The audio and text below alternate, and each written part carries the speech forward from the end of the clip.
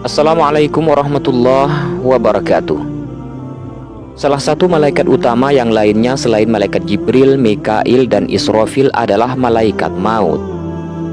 Malaikat ini memang selalu dikaitkan dengan kematian. Semua orang bakal berurusan dengan malaikat yang satu ini, sehingga nampaknya kaum muslimin perlu mengenal lebih lanjut tentang figur malaikat yang satu ini sebelum dia bertemu dengan kita, sehingga kita siap secara mental manakala malaikat maut mendatangi kita, dan bersiap pula dengan bekal terbaik yang harus kita bawa. Dengan malaikat lain mungkin kita tidak akan bertemu, tetapi dengan malaikat maut semua manusia pasti akan bertemu dengan pasrah maupun dengan keterpaksaan. Berkenaan dengan cara malaikat maut menjalankan tugasnya, ada beberapa penjelasan dari Al-Quran dan Sunnah tentang bagaimana cara malaikat ini mengambil nyawa manusia. Orang kafir dan munafik akan berbeda caranya dengan orang-orang yang beriman. Malaikat maut akan mencabut nyawa orang-orang kafir dan munafik dengan cara memukul muka dan punggung mereka. Bagaimanakah rasa sakitnya? Hanya Allah Subhanahu wa Ta'ala lah yang tahu. Dalam sebuah hadis Rasulullah Shallallahu Alaihi Wasallam bersabda, sesungguhnya hamba yang kafir, dalam riwayat lain hamba yang fajir, banyak berbuat dosa.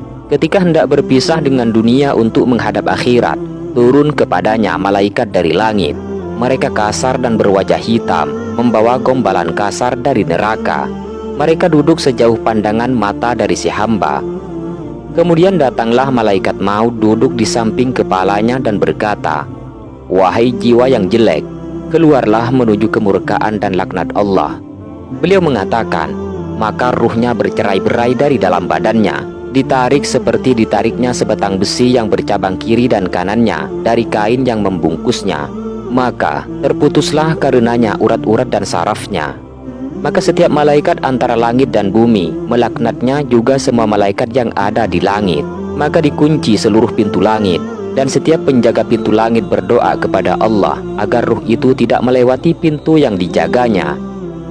Maka diambillah ruhnya dan tidak dibiarkan di tangannya, walaupun sebentar, segera dimasukkan ke dalam gombal atau kain jelek neraka.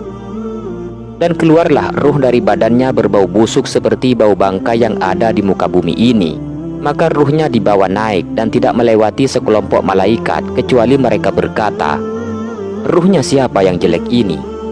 Malaikat mengatakan, "Ruhnya si Fulan bin Fulan," dengan menyebutkan nama yang jelek yang dinamakan di dunia, sampai berhenti di langit dunia dan meminta dibukakan pintunya.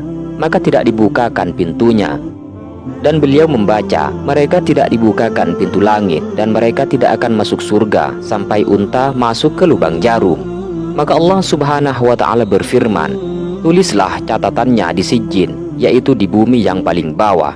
Kemudian dikatakan, "Kembalikan dia ke bumi, karena aku telah menjanjikan pada mereka, sesungguhnya dari tanah mereka diciptakan, ke dalam tanah mereka dikembalikan, dan dari dalam tanah mereka akan dibangkitkan sekali lagi." Maka dilempar